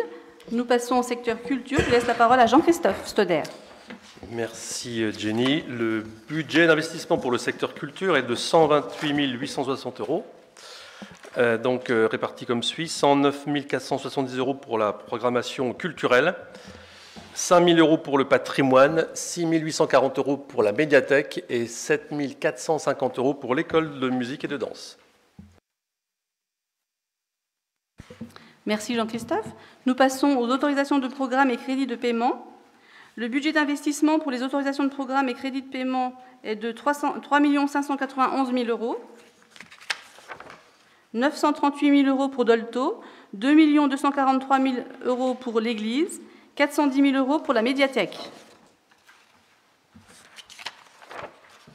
Les dépenses d'investissement seront financées par les ressources propres, FCTVA, taxes d'aménagement, dotations aux amortissements, des subventions et l'autofinancement. Il n'est pas prévu de recourir à l'emprunt. Les recettes d'investissement dans les grandes lignes. L'excédent 2021 de la section d'investissement est reporté à hauteur de 3 189 672 €. L'excédent prévisionnel de l'exercice 2021 de la section de fonctionnement se porte à 2 908 100 €. Il sera dédié au financement des dépenses d'investissement.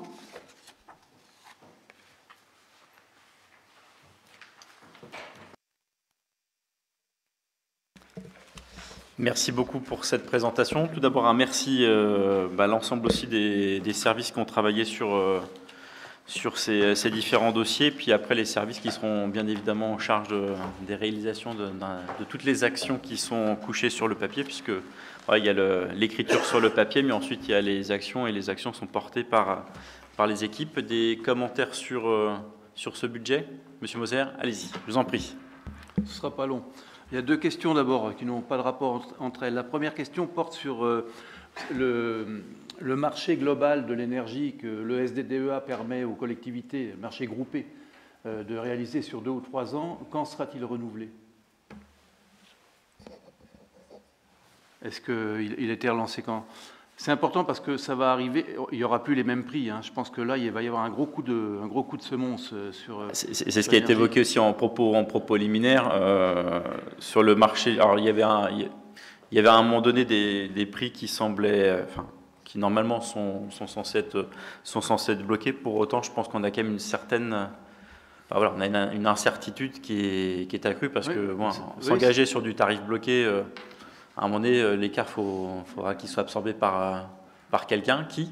Oui, non, mais justement, à mon avis, les collectivités, elles vont pas y couper. Hein, je pense, enfin voilà, souvent quand on parle de tarifs bloqués, c'est parce qu'on sait qu'il y a des variations dans les coûts de l'énergie, mais des variations qui sont somme toute mesurées.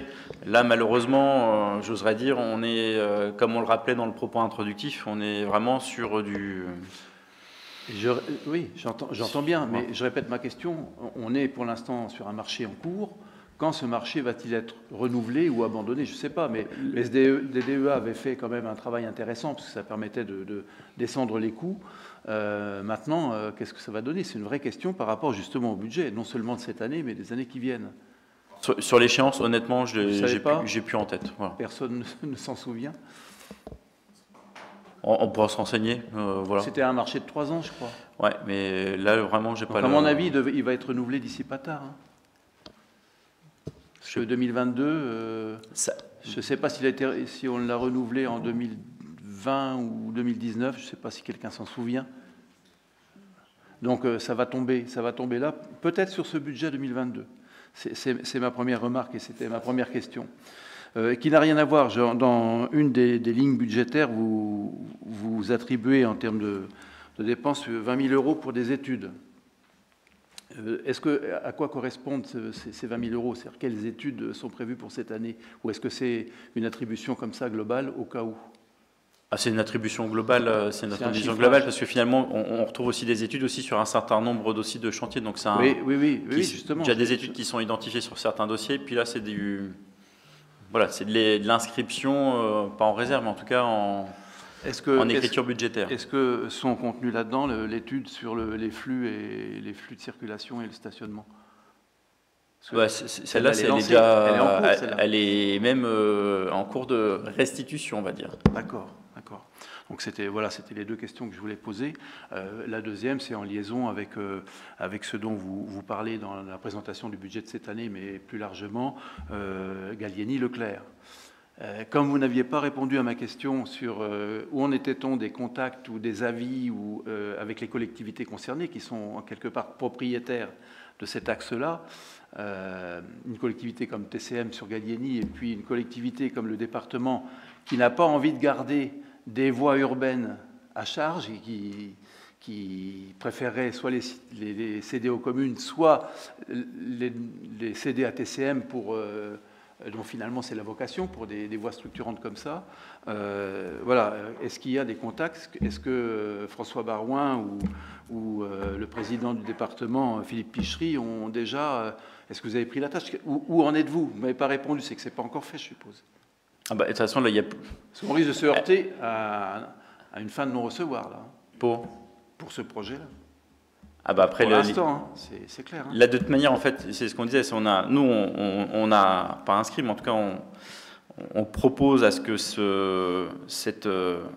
cette piste de travail soit à l'agenda en fait des instances que sont Quai Troyes-Champagne Métropole et aussi dans l'inscription aussi du projet de territoire de Troyes-Champagne Métropole. Donc on est sur une phase d'un petit peu entre deux.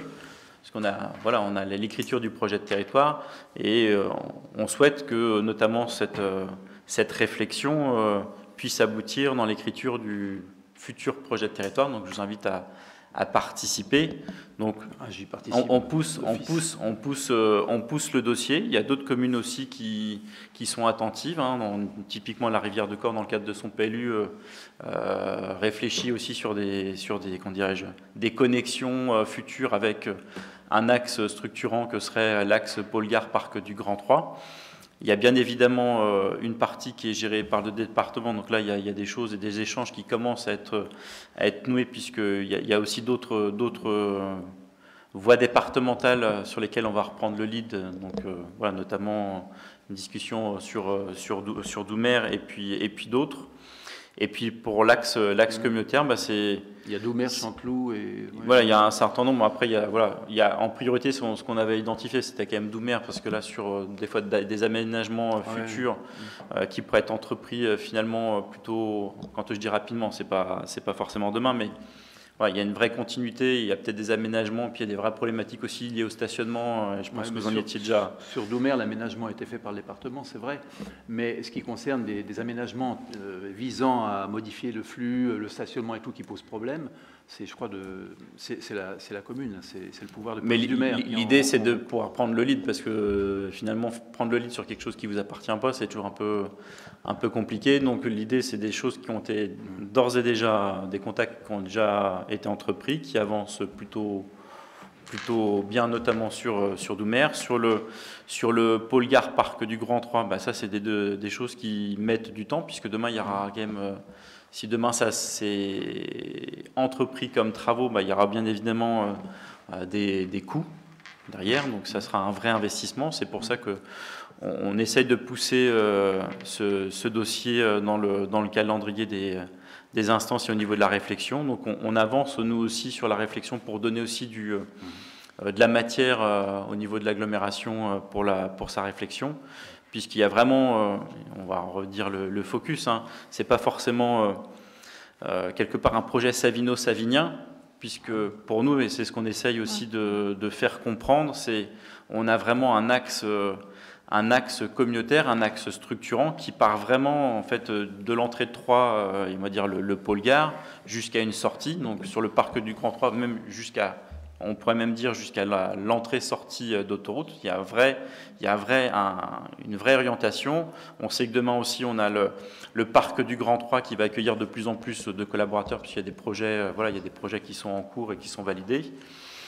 Donc, demain, du flux complémentaire. On sait qu'aussi, il y a une nécessité de pouvoir développer de la voie douce sur Gallieni. Donc, ça nécessitera des aménagements. Il faut qu'on puisse prendre en compte l'usage immédiat, parce qu'aussi il faut être conscient qu'on a quand même besoin de stationnement immédiat. On sait que la place de la voiture demain, sans doute, évoluera. Donc la réflexion qui sera la nôtre, c'est de pouvoir avoir un projet qui soit sur la durée. Donc c'est prendre en compte les contraintes immédiates et anticiper les usages futurs. Et on est certain, et de toute façon on le voit aussi avec notamment la voie des Viennes, hein, puisqu'on a un aménagement sécurisé. Et à partir du moment où on a un aménagement sécurisé, on a du trafic. Et même maintenant, sur la voie des Viennes, on a des conflits d'usage, parce que finalement, c'est tellement emprunté qu'on est presque à une saturation de l'axe, d'où la nécessité d'avoir aussi de la voie et de la voie douce sur l'axe pôle gare parc du Grand 3. Justement, à propos du pôle gare, j'ai porté pendant 2 ou 3 ans l'ouverture ouest et qui a fini par être entérinée par le président de TCM sur le principe lors de l'inauguration des premiers grands travaux. Je ne sais pas si vous n'étiez peut-être pas là, mais depuis, ça fait 2 ans ou 3 ans qu'on attend que ça se... Et là aussi, ce n'est pas un projet savino-savinien, même si ça permettrait, ça désenclaverait une partie de Sainte-Savine. C'était quelque chose... Et là, pour l'instant, TCM, plus rien. Ça fait partie des choses à poursuivre. Alors, ça fait encore de l'initiative et des demandes. Ça fait partie des nombreux dossiers, mais à un moment donné, il y aura des arbitrages. Et après, la difficulté, c'est que finalement, en fait, le coup est parti trop tard. C'est-à-dire que c'était pas il y a 3 ans en fait qu'il fallait penser l'ouverture, comment dirais-je, sur l'arrière de la gare. C'était bien en amont à l'écriture du projet, puisque quand on parle d'une rénovation, à un moment donné, il faut qu'on analyse les flux et il fallait faire le forcing au tout début du projet de l'écriture. Mais, mais ça n'empêche que ça ne faisait pas partie de nos attributions. Mais j'entends bien, mais c'est vrai que je pense que malheureusement, ça sera sans doute compliqué à défendre parce que les gros aménagements ont été faits. Ça n'empêche que je pense que c'est aussi l'intérêt à la fois de la commune d'Hainaut et puis de toutes les communes qui sont sur la partie ouest, toute la partie ouest sur une ouverture, parce qu'on sait qu'aussi sur la gestion du flux et du trafic, bah, ça permet aussi d'avoir un axe complémentaire de sortie et d'entrée sur le pôle gare. Pour l'instant, j'oserais dire, malheureusement, ce dossier passe... pas en second, mais ouais, on essaie d'abord de pousser l'axe Pôle-Gare Parc du Grand 3. Ça n'empêche qu'il y a quand même, je pense, des choses à réfléchir sur l'ouverture arrière au niveau de la gare. Mais malheureusement, je pense que voilà, c'est pas forcément parti sous les pour en terminer, oui. Pour en terminer avec le budget, donc votre budget est cohérent avec le ROB, il n'y a pas de problème là-dessus, c'est normal. Bon, j'avais parlé de 2,5% d'inflation la dernière, quand on a parlé du ROB, on est à 4,5 maintenant dans les chiffres. Donc c'est quelque chose qui va être très lourd. Le coût de l'énergie va peser très lourd. L'inflation va peser sur toutes les charges de la commune, notamment en matière salariale, etc. aussi. Donc votre budget correspond à votre ROB, il est cohérent. Je pense qu'on sera amené à voter de nombreuses DBM si les événements vont dans le mauvais sens et si tout ce qui s'annonce se traduit dans les faits. Voilà.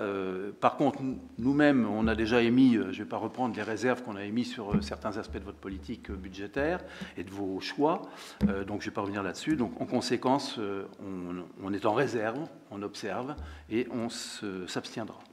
Voilà. Bah c'est noté. Bon, on va laisser les uns les autres s'exprimer. Après, c'est ce qu'on a rappelé en fait dans le propos introductif de l'écriture du budget, de la présentation du budget. Il se peut qu'aussi en cours d'année, on se dise que il y a des choses qui ne seront pas possibles parce que ne serait-ce qu'en termes de fourniture de matières premières, on n'aura peut-être pas de quoi réaliser des investissements et puis peut-être d'augmentation de coûts.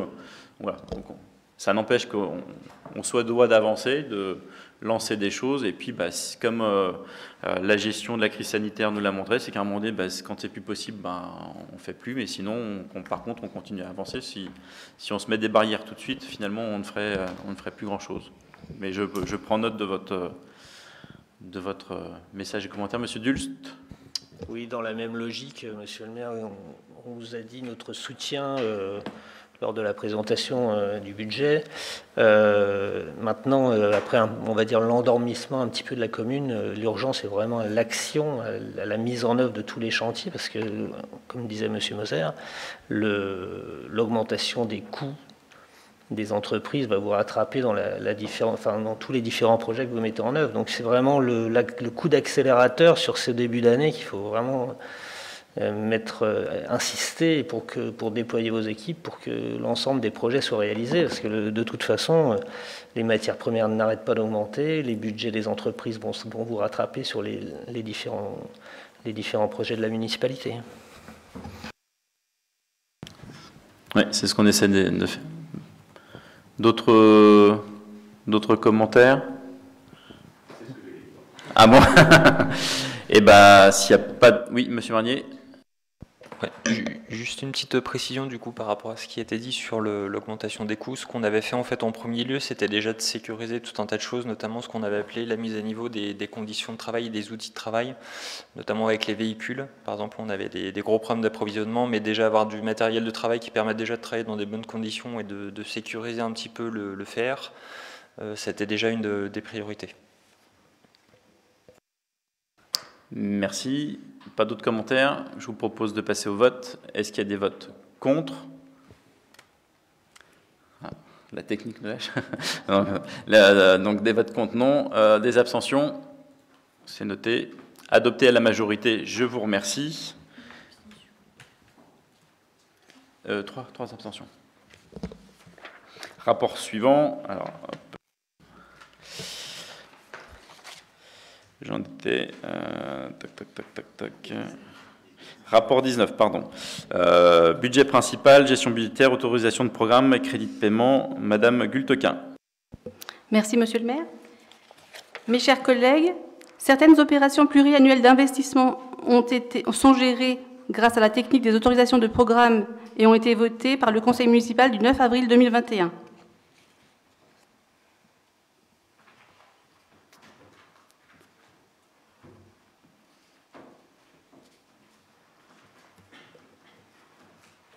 Donc, elle concernait Dolto, le programme ADAP, la médiathèque, l'église.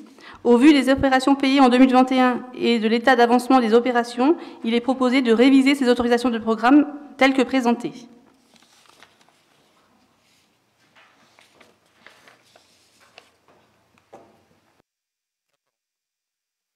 Excusez-moi. Des commentaires sur... Oui, Monsieur Moser, allez-y.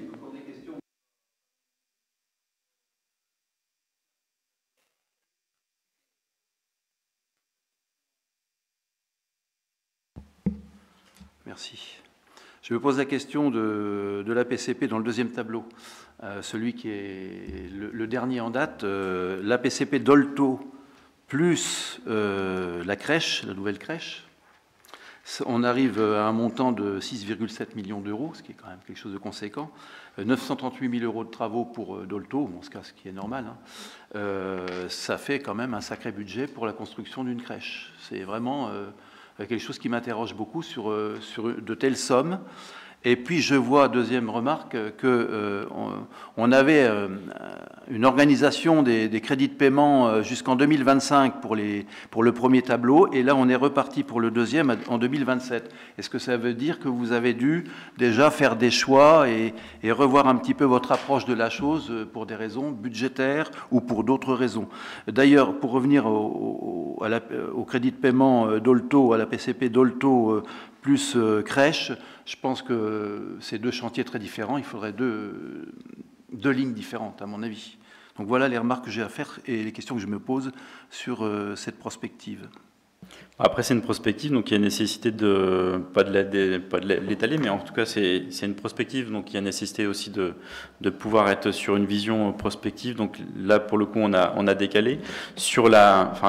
On a élargi, entre guillemets, les incréments de temps. Après, sur la question des montants, finalement, c'est aussi lié...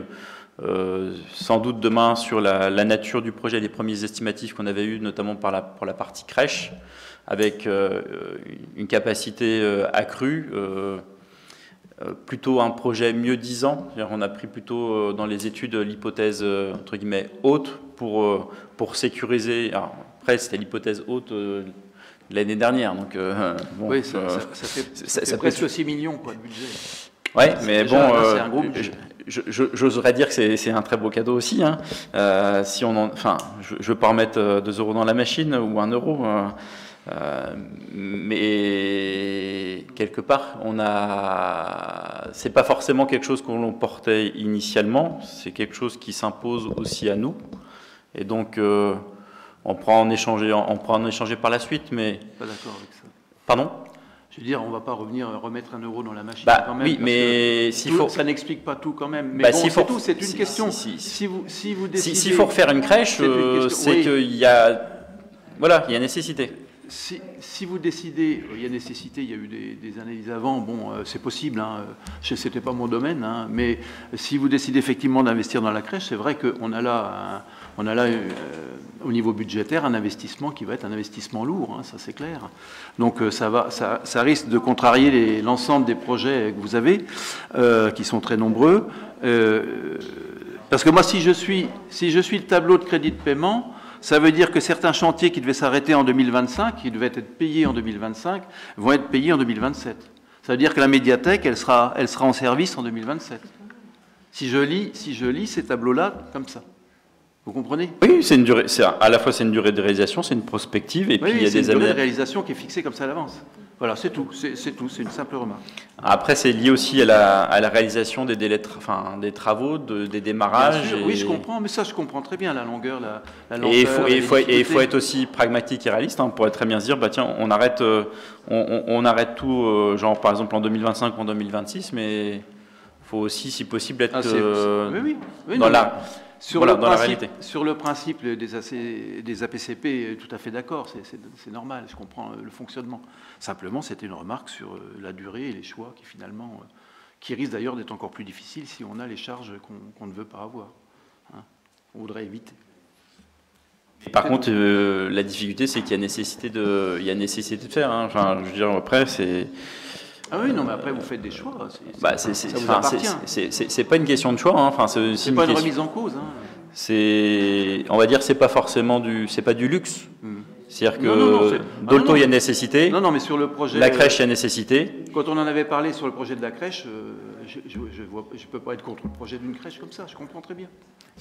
La médiathèque, il y a nécessité, quel que soit l'emplacement, mais il y a nécessité d'investir dans la médiathèque, et quel que soit l'emplacement, on peut le faire, mais il y a nécessité de, il y a nécessité de faire. L'église, aussi.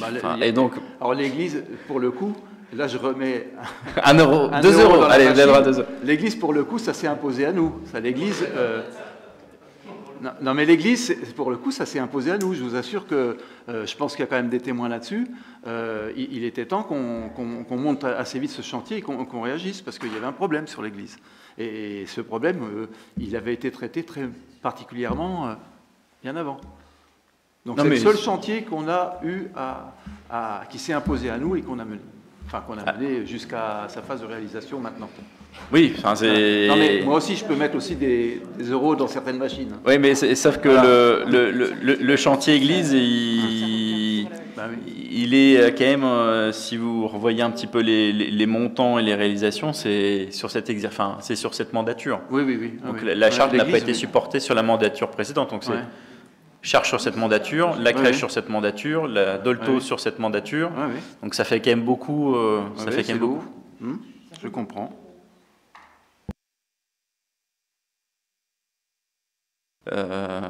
D'autres remarques ou commentaires? Encore? Monsieur Bernier. Finalement, on est démocratique à Sainte-Savine, on peut parler, c'est bien. Je ne vais pas remettre 1 euro dans le bénitier de l'église. Par contre, juste pour venir sur la forme des tableaux, le principe, c'est que ça permet de faire une prospective. Donc, c'est pas parce qu'on s'arrête en 2017 que les projets vont être livrés en 2017. Ça permet aussi, nous, de faire un petit peu des études préalables et puis surtout d'identifier aussi les leviers de cofinancement et de subvention pour réduire le reste à charge. Et puis, les tableaux, ces autorisations de programme sont réévaluées chaque année. Donc en fonction de l'évolution, ça permet nous aussi de construire notre budget et d'être aussi dans les clous. Et si d'aventure on est en capacité de faire plus chaque année et de livrer le projet plus vite, naturellement il sera livré plus vite. Oui, c'est l'idée aussi, c'est que c'est quelque chose aussi qui est aussi mouvant dans la réalisation et dans les dans les échelonnements et puis aussi dans les capacités qui peuvent se dégager sur aussi les financements demain complémentaires sur des projets. D'autres remarques, commentaires? Non? Je vous propose de passer au vote. Est-ce qu'il y a des votes contre? Des abstentions? Adopté à l'unanimité, je vous remercie. Rapport numéro 20, réexamen de l'enveloppe CIA. Monsieur Bernier. Merci, monsieur le maire. Le complément indemnitaire annuel permet de reconnaître et de récompenser l'engagement professionnel des agents municipaux. Lors de la mise en place du CIA, le montant plafond avait été fixé à 150 € pour les agents travaillant à temps plein.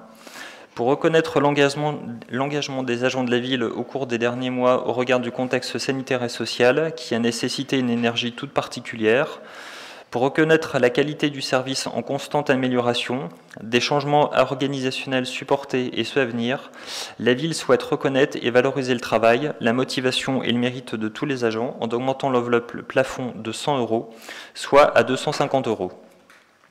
Sans distinction de cadre ou catégorie d'emploi et sans exception, car chaque agent est utile et est important pour la collectivité, tous seront concernés par cette augmentation. Par ailleurs, les agents de la filière technique nous ont fait savoir que les missions pénibles, ponctuelles, effectuées de nuit et parfois dans des conditions climatiques rudes, n'étaient quasi pas valorisées jusqu'ici. Les élus, les services et le comité technique les ont écoutés et entendus. Pour tenir compte des suggestions particulières de ces missions, il est proposé de mettre en place une enveloppe spéciale de CIA de 200 € à destination de la filière technique qui pourra faire l'objet d'un versement trimestriel. Merci. Des commentaires sur ce rapport? Non. Je vous propose de passer au vote. Est-ce qu'il y a des votes contre? Des abstentions? Adopté à l'unanimité, je vous remercie. Rapport numéro 21, actualisation de l'organigramme. Monsieur Bernier. Merci Monsieur le maire. L'organigramme définit la place et le rôle de chaque agent dans l'institution. C'est un outil de gestion vivant qui s'ajuste en tenant compte de l'humain et des nécessités de mission de service public. Il est proposé de l'ajuster en rattachant le service ressources humaines à un pôle administration générale sous la direction d'un emploi fonctionnel de directeur général adjoint. Merci. Des commentaires sur ce rapport? Non? Je vous propose de passer au vote. Est-ce qu'il y a des votes contre? Des abstentions? Adopté à l'unanimité. Oui. De toute façon, ce sera adopté, j'ai une remarque. Qu'est-ce que vous entendez par transition démocratique? C'est quoi la transition écologique? Je comprends bien, mais la transition démocratique? Ben oui, parce qu'il y a un service maintenant de transition démocratique. Vous en connaissez la définition? C'est le processus qui consiste à amener un État non démocratique, notamment une dictature, on parle de l'Espagne, on appelle des exemples, à effectivement une société vivant la démocratie. Est-ce que c'est vraiment ça que vous voulez faire? Est-ce qu'on était sur une dictature? Enfin, là, en terminologie, on est dans un registre, à mon avis, qui me fait un peu rire. Non, mais après, enfin, voilà, c'est une question peut-être de sémantique ou d'interprétation, de ce que vous en voulez. Pour autant, l'objectif du service n'est pas pour autant inutile, parce que vous n'êtes pas sans savoir qu'on a quand même nécessité, plus que jamais, à réassocier. J'étais simplement sur la terminologie. Oui, mais je suis d'accord sur le reste. Hein. C'était la terminologie. Non, mais si c'est intervenir juste pour intervenir, pour histoire de dire qu'on a ouvert la bouche, bah, je veux bien, mais à ce compte-là, je complète. Non, c'est pas ça seulement quand même. Mais donc, on ne dit pas n'importe quoi, laissez-moi m'exprimer, par contre. Je vous remercie. L'idée, c'est aussi dans toutes les actions qui sont entreprises au travers, que ce soit du labo citoyen, de l'élargissement des actions au travers du CMJ pour l'élargir à un public allant jusqu'à la majorité, sont des actions aussi de citoyenneté, de transition aussi démocrate, enfin, de transition démocratique, de transition tout court, hein, puisqu'on parle aussi de beaucoup de transitions, que ce soit transition énergétique, écologique et aussi démocratique, puisqu'il y a nécessité aussi à faire en sorte que nos concitoyens et que les concitoyennes et concitoyens passent du statut quelquefois de consommateur, on le voit aussi très largement dans la vie quotidienne, au statut d'acteur. Et donc il y a une vraie nécessité d'avoir une question de transition, c'est de passer des fois de l'intention à l'action et du consommateur à l'acteur. Et ce service et ce pôle a vocation à pouvoir accompagner à la fois en interne sur toutes les actions qui sont entreprises à destination de nos équipes, mais aussi à destination plus largement de nos concitoyens, des différents publics, à la fois des familles, des jeunes, des moins jeunes, pour, là c'est l'objectif final, faire en sorte que, voilà, de se réapproprier la décision publique, parce qu'on le voit toutes et tous, hein, on l'a vu encore aussi et on le voit encore au travers, notamment quand on fait des focus sur la gestion des déchets et tous les déchets qu'on retrouve dans la collectivité, voilà, tous les dépôts sauvages, c'est dire à un moment donné, on est tous en responsabilité, c'est comment éduquer les uns et les autres à la fois la décision, mais à redevenir en fait citoyen, c'est-à-dire se dire, voilà, on se réapproprie aussi l'espace public, la décision. Donc il y a un certain nombre aussi d'actions et d'instances qui sont mises en place, qui ont vocation à développer ces actions avec, on l'espère, on sait que ça sera compliqué, que c'est pas simple, aussi au travers du budget participatif, hein, toutes ces actions ont vocation à quelque part amener, on l'espère, une forme de transition et d'accompagner ou d'emmener peut-être certains publics sur une responsabilité peut-être haute, ou en tout cas une implication un petit peu plus accrue dans la vie de la cité. Voilà, j'ai répondu un peu plus largement, mais voilà, l'esprit du service et de la mission transition démocratique. Je vous propose de passer au vote. Donc, est-ce qu'il y a des votes contre? Abstention? Adopté à l'unanimité, je vous remercie. Rapport numéro 22, pardon, excusez-moi. Ah, c'est à cause de M. Moser, il me perturbe. Non, c'est une petite boutade, hein, vous me connaissez. Donc, actualisation du tableau des emplois, M. Huard. Merci Monsieur le maire. Mes chers collègues, il appartient au conseil municipal de fixer l'effectif des emplois nécessaires au fonctionnement des services.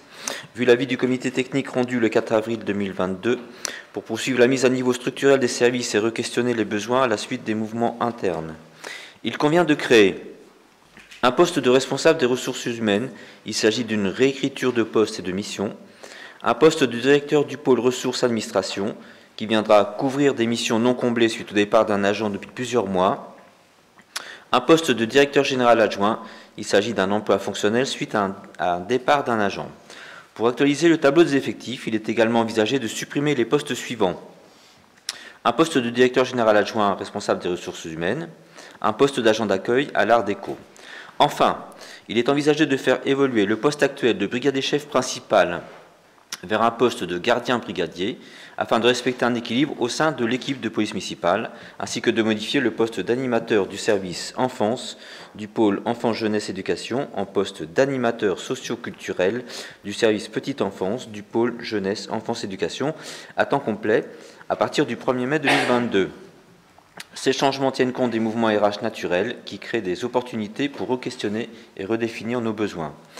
Aussi, vu l'énoncé ci-dessus, il vous est proposé d'adopter la proposition du maire, d'inscrire au budget les crédits correspondants, de modifier le tableau des emplois tenant compte des suppressions et créations ci-dessus. Merci. Des commentaires sur ce rapport? Non. Je vous propose de passer au vote. Est-ce qu'il y a des votes contre? Des abstentions? Adopté à l'unanimité. Je vous remercie. Rapport numéro 23, revalorisation de la participation employeur au titre de la protection sociale complémentaire. Monsieur Bernier. Merci Monsieur le maire. La mutuelle santé comme la prévoyance maintien de salaire permet aux agents d'être couverts en cas de problème de santé.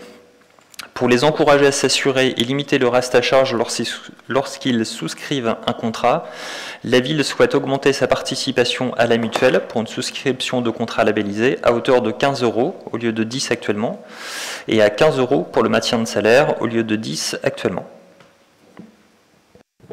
Merci. Des remarques sur ce rapport? Non. Juste un petit focus aussi, on essaie de pas mal de sensibiliser aussi notamment les agents aussi sur la partie maintien de salaire, hein, puisqu'on sait que malheureusement on a des fois des personnes qui peuvent souffrir de soit de pathologies, en tout cas qui nécessitent quelquefois du maintien de salaire. Donc c'est un petit effort qui est quelquefois oublié et quand il y a nécessité d'y avoir recours, finalement on n'a pas pris et on se retrouve en difficulté. Donc on essaie aussi de sensibiliser les agents sur cette garantie de maintien de salaire, notamment qui est mobilisée lorsque finalement on est en arrêt longue maladie. Donc voilà, c'est des choses aussi sur lesquelles on essaie de sensibiliser le plus possible nos agents. Je vous propose, s'il n'y a pas de commentaires, de passer au vote. Est-ce qu'il y a des votes contre? Des abstentions? Adopté à l'unanimité, pardon. Le FASECO, rapport numéro 24, aide à l'Ukraine, Monsieur Serre. Merci Monsieur le maire.